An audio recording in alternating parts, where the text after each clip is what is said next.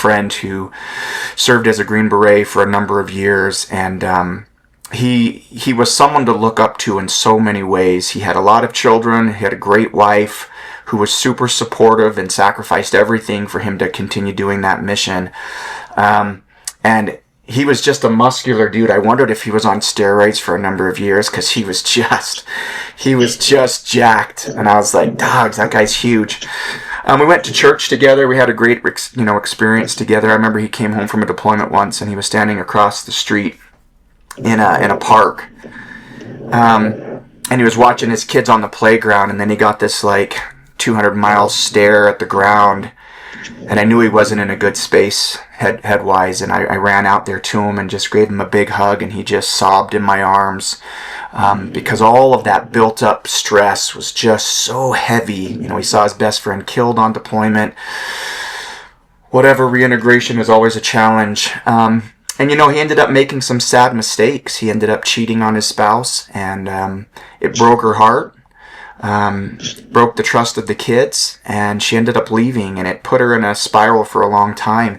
And, that story is not uncommon to special operations community, where a guy can't turn to, a guy or girl, let me say it that way, can't turn to alcohol and drugs and still go to work every day without it being noticed. But they could turn to some kind of a sexual addiction and cope that way, or I say cope, it really is just suppressing, and making poor decisions that lead to unhealthy situations. Yeah, I would say that is pretty common in this field, if you will. You see it a lot in the military. You see it with first responders. Yep.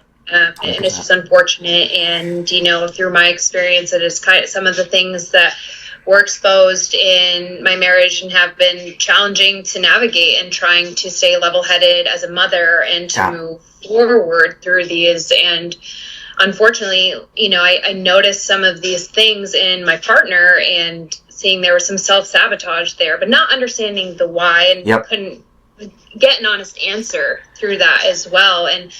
And that was really difficult, and there was a lot of projecting and other things going on, and just the inability to come to me, which I'm supposed to be that your person, your safe partner, your safe space to come to and have these tough discussions. And it just got to the point where almost like we were strangers to each other.